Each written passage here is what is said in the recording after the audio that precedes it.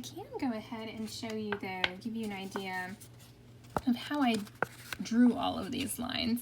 I mean, it's pretty much trying to be creative.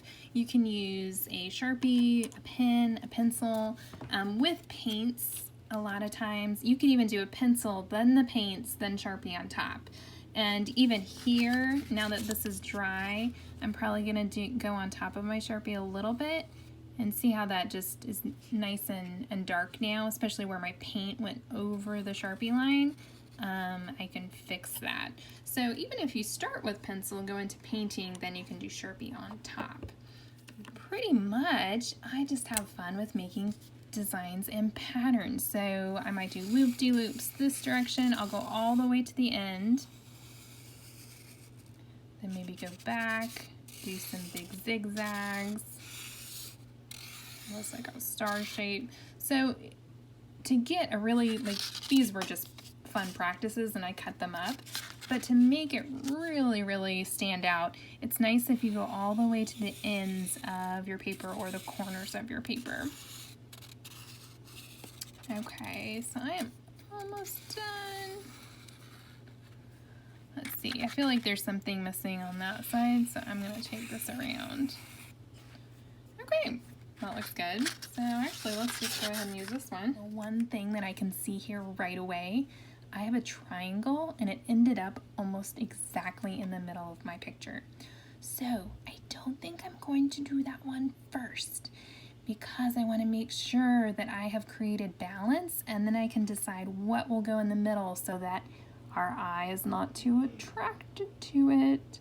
Okay, the first thing I see are these 3 loops. So I'm gonna go ahead and do these 3 loops as my yellow. Kind of an orangey yellow because my brush is already has some orange in it. Let's add a little bit more. Okay, and then I'm going to go to another color. Now I can go back and add more yellow. For now, I'm just gonna leave it like that. Let's see. I want to add some purple. Oh, I really need some water. You know what? I'm gonna pause it and I'm going to go get a drink for my brush. And do you see how it's not perfectly staying in the lines there? That's okay, and I will go back with my Sharpie later.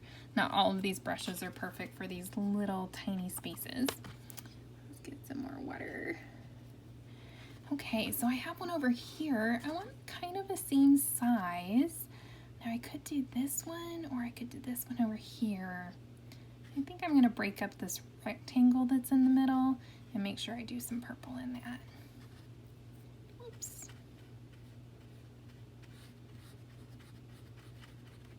Okay, so let's choose one other because kind of the perfect way to do this is to think through triangles for our eye to gather around. How about this square shape up here? Not quite a square, but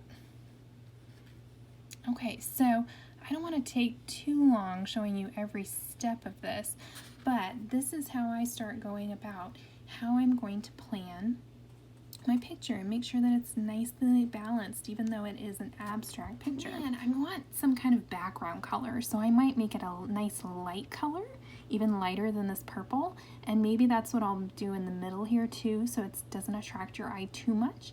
Usually a cool color is good for that because do you remember that red dot that attracted our eye before? A lot of times warm colors will attract our eye very quickly. So I will probably maybe use a light green, something like that to go in that middle. And I'll make sure I use the light green elsewhere as well so it not only attracted right there. Okay, let's go.